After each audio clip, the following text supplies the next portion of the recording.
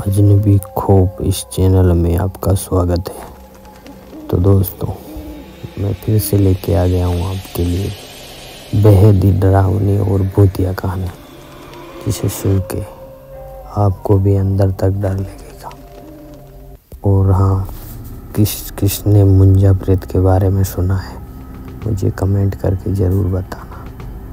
तो बिना किसी देरी के बढ़ते हैं इस कहानी की ओर। गांव रामपुर, जो पहाड़ों और घने जंगलों के बीच बसा हुआ था, अपनी सादगी और शांति के लिए जाना जाता था।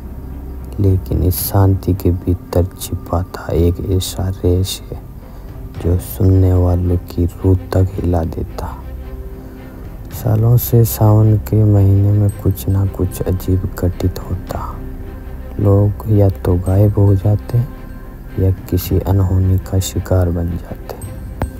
गांव के केंद्र में स्थित एक प्राचीन मंदिर इन रहस्यमयी घटनाओं और भी भयानक बना दिया था। यह मंदिर किसी देवता का नहीं है, बल्कि मुंजा का था। लोग कहते थे यहाँ जो भी गया वो वापस नहीं लौटा। मुंजा का नाम सुनते ही रामपुर के हर घर में सन्नाटा छा जाता। दादी नानी की कहानियाँ में भी ये दुष्ट आत्मा से कम नहीं था। कहा जाता था कि मुंजा गांव का ही एक युवक था जिसे मंदिर के पुजारी ने बलि के लिए चुना था, लेकिन बलि अधूरी रह गई। उस दिन से मुंजा की आत्मा मंदिर में कैद हो गई। उसके बाद हर साल सावन के महीनों में गांव से कोई ना कोई व्यक्ति गायब हो जाता। ये सिलसिला कभी नहीं रुका। इस बार रघु गायब हुआ था।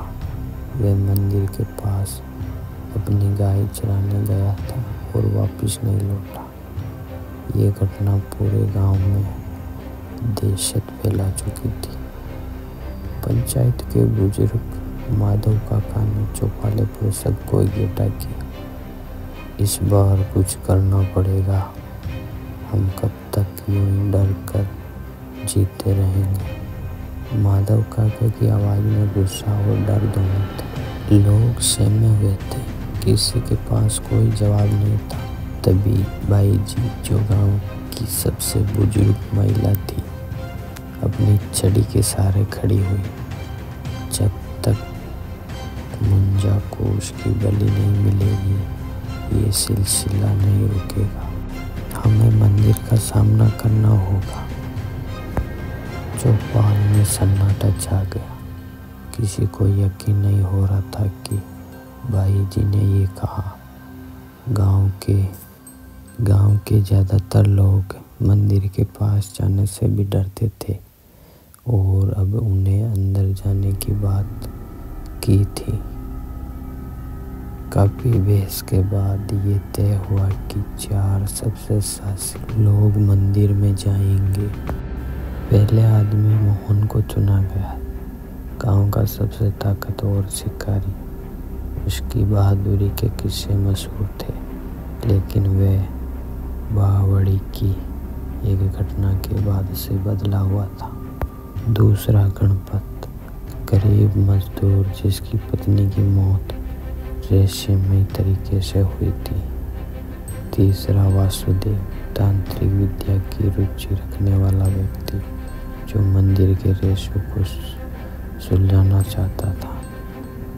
चौथा मंगू, निडर और शरारती लड़का जिसने मंदिर के पास कई अजीब चीजें देखी थी। चारों को चुना गया था, लेकिन उसके दिल में डर घर कर गया। अगले दिन चारों को गांव वालों ने शुभकामनाएं दी।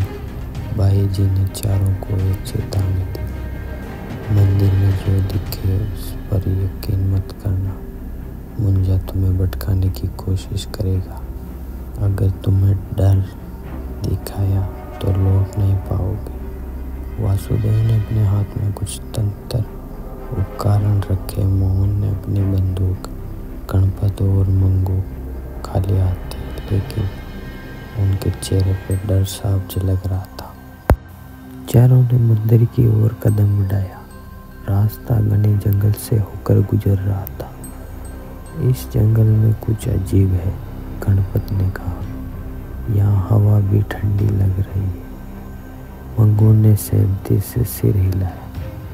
रास्ते में उन्हें अजीब आवाजें सुनाई देने लगी, जैसे कोई फुसफुसा रहा हो। मोहन ने सभी को शांत रहने का इशारा किया।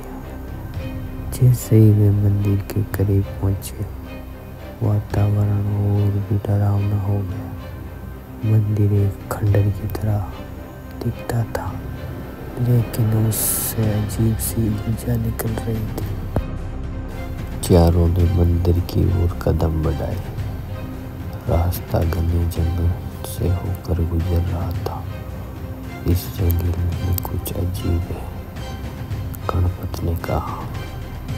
यहाँ हवा भी ठंडी लग रही है। मंगू ने सहमति से सिर हिलाया।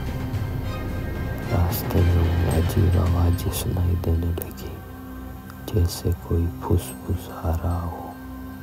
मोहन ने सभी को शांत रहने का इशारा किया। जैसे ही वे मंदिर के करीब पहुंचे, वातावरण और भी डरावना हो गया।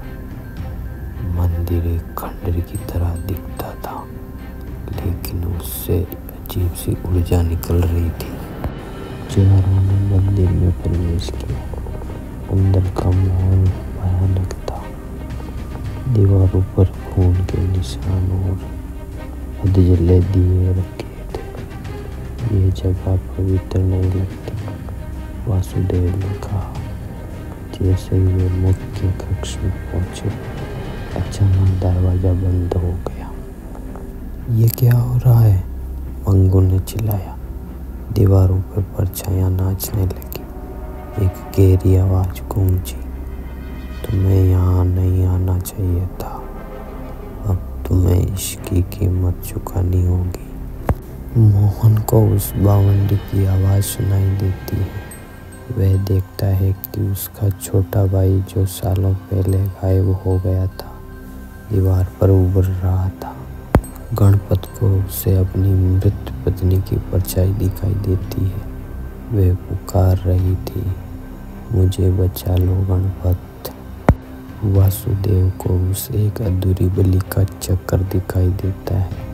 वह पहचान जाता है कि यह वही जगह है जहाँ बलि हुई थी। मंगू को उससे वही ताबूत दिखाई देता है जिसे उसका मृत शरीर रखा होता है। चारों को समझ नहीं आ रहा था कि ये सब क्या हो रहा है। तभी आवाज गूंजी, तुम चारों क्यों आए हो?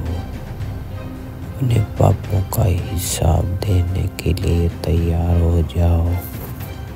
तो दोस्तों, ये कहानी का पहला भाग है और दूसरा भाग मैं जल्दी लेके आऊँगा। क्या होगा उन चारों के साथ? क्या वो मर जाएंगे या उस मंदिर का रहस्य सुलझाएंगे? जानने के लिए ज़रूर सुनना। इस कहानी का दूसरा भाग जल्दी मैं लेके आऊँगा। जब तक के लिए डरते रहे।